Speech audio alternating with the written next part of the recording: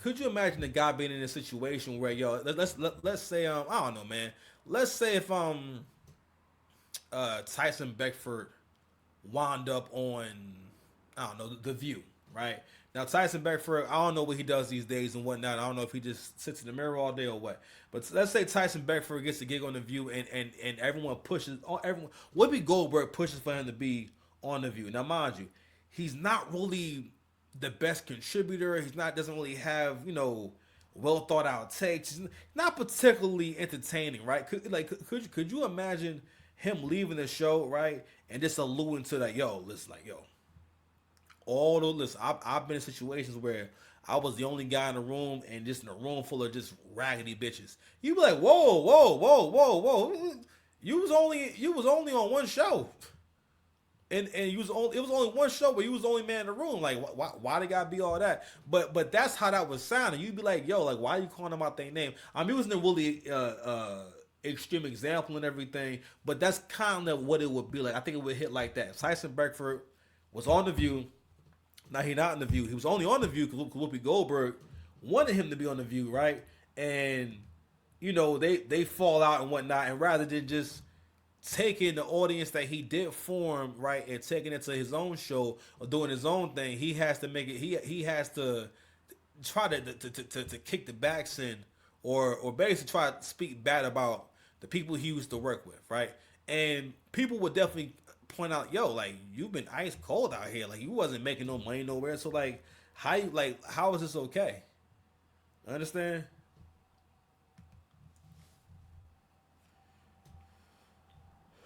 And then when she's gone, she's still bitter about it. So if it was this toxic masculinity environment, misogynistic environment, why does it still bother you when you're not there? Shouldn't you be happy? Shouldn't you be free?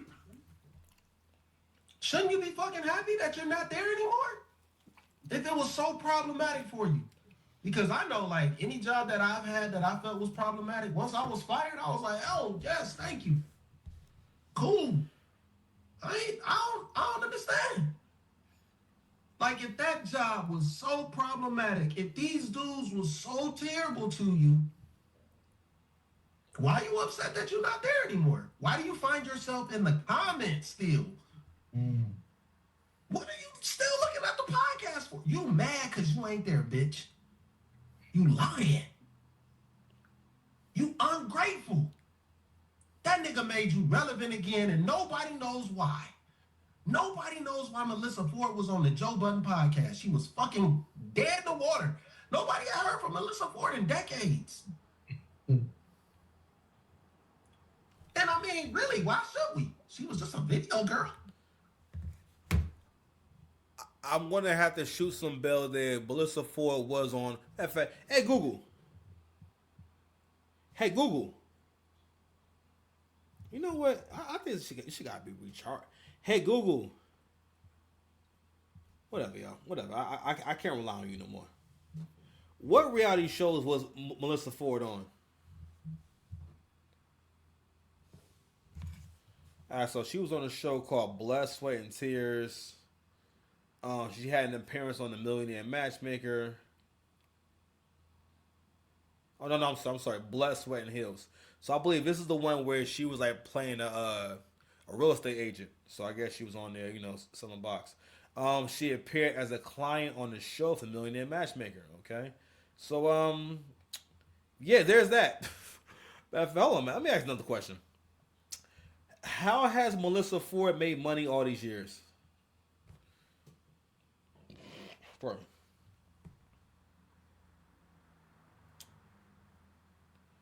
His primary income has been music video modeling, television and media personality. She also had an on-air personality role for Sirius Satellites Radio Hot Jams channel and co-hosted the hip hop and pop culture show Hollywood and Unlocked. Okay, so she wasn't that show before. Okay. In 2022, she joined the Joe Budden podcast as a co. Oh, she been on there that long? I did not realize she was on there for that long. All right. In 2019, she launched her own YouTube podcast called I'm Here for the Food in November 2024, preparing another podcast called Hot and Bothered with Melissa Ford, focusing on the wellness and lifestyle practices of women over 40. Uh, so they talk about her being a real estate agent and luxury property. So anyway, so that's what she's been doing. So I mean, I mentioned that before. So I want to make sure that we being fair and shit like that, right? I'm sorry, I'm cursing too much. I'm being too ghetto. I'm sorry, I'm getting tired. My bad. It's late. It's 12:36. Like Kim said, she was right. She was just a video girl. Nobody ever cared about Melyssa Ford's thoughts. Ever. Nobody ever gave a fuck about what she said or what she thought. That nigga gave her a voice on a platform. And she did not value it, obviously. I think it's sad. I would say the women up here, they value Anton way more than Melyssa Ford ever valued Joe Budden. Facts. Facts. Like I said, when you used to being taken care of, in your mind, you never outgrow the idea of being taken care of the way that a child thinks about being taken care of. In a way of like just not thinking about how is this bill being paid? How does this thing actually work? How do I fit in the grand scheme of things? For the most part, if a man's involved, a woman kind of enjoys the same role a child does in terms of how everything works, how the money is made. Like for example, like yo, if Joe take a loss, Joe still has to pay all of y'all money, and y'all already know for a podcast that big, they wasn't getting paid pennies.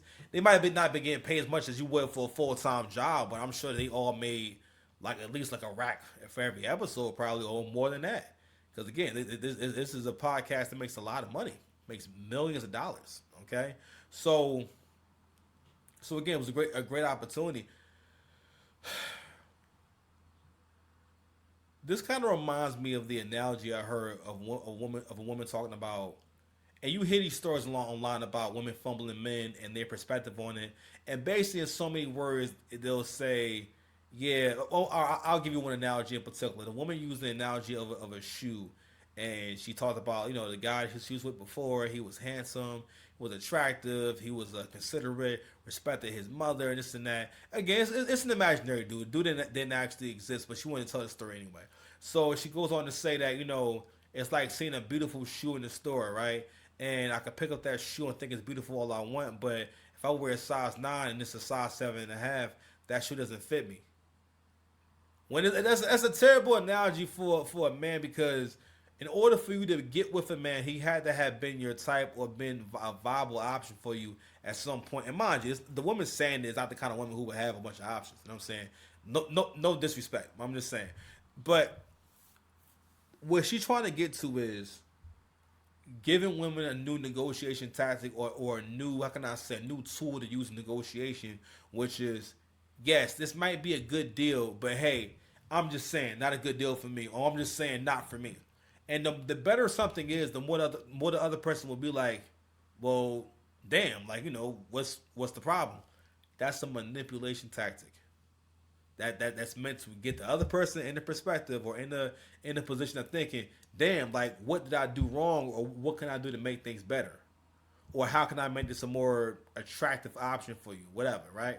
Anywho, I'm gonna just play a little bit more, but overall, man, I think in the black community in general, yo, we make it a point to be disrespectful and ungrateful for what we have in front of us, and I've experienced that being around like some bottom 49% niggas, and that is, I'm gonna tell you something right now. Listen, like I showed you with the first dude in the first video, the homeless dude who was just talking greasy, super aggressive. He want all the sandwiches in the world, and he just being mad demanding. That's a thing that actually goes on, because those kind of people get used to people taking care of them. I remember like that dude I was talking to you about. If I would have kept seeing him as a client, he probably would have killed me, because he was actually insane. Like, it was to a point where I didn't want him really to be in my car no more.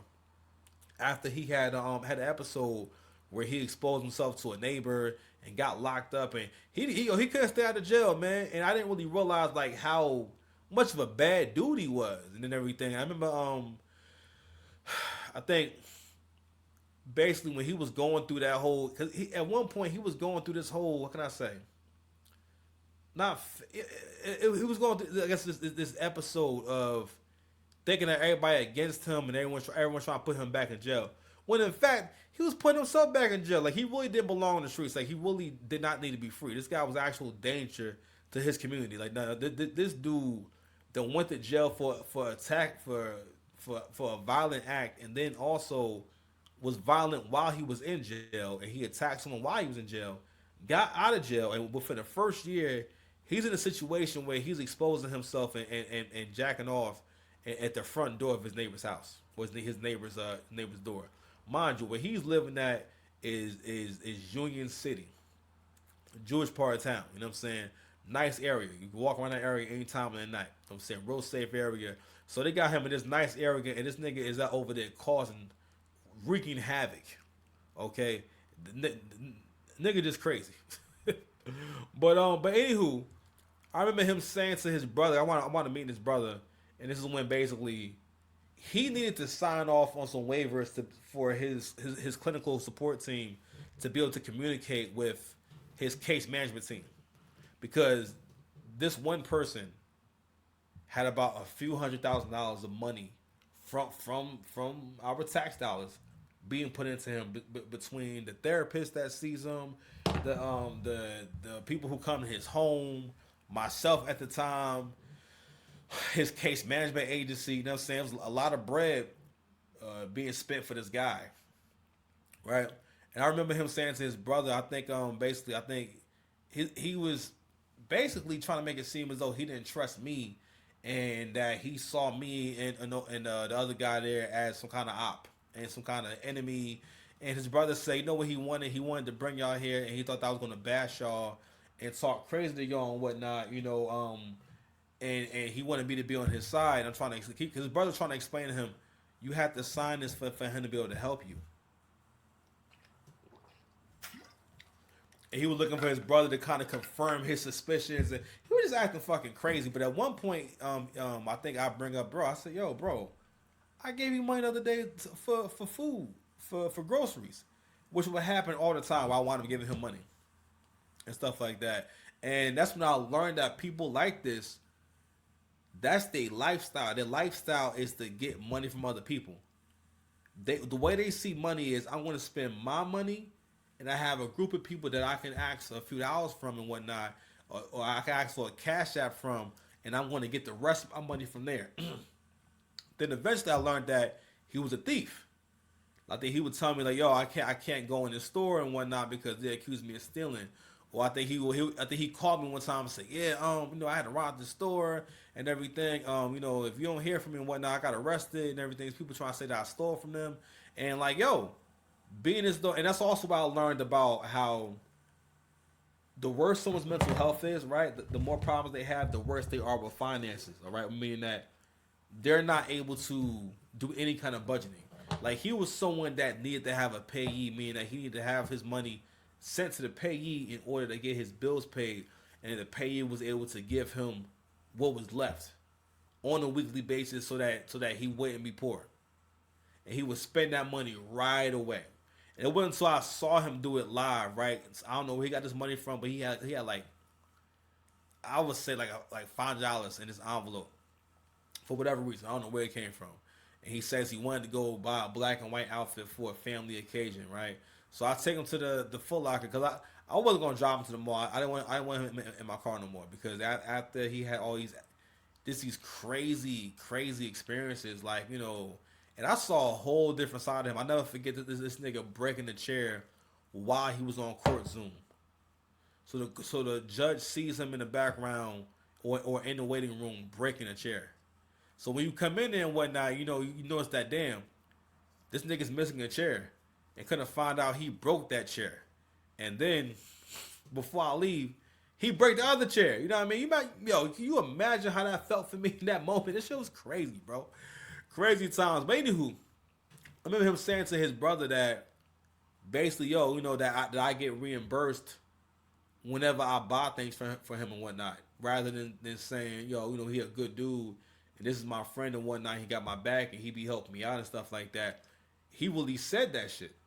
And also in his mind, he feel, because he's been getting help for so long, that that's the only way he knows, right? And you saw how I made that link between the same person who feels as though they're entitled to help and good outcomes or just good things in general without working for them, is the same person who's going to steal from you and do wrong by you. But anyway, I gotta go to bed, man. Listen, subscribe to the channel, man. Thank y'all for rocking with me. If you got to the end of the video, man. Love y'all. Peace.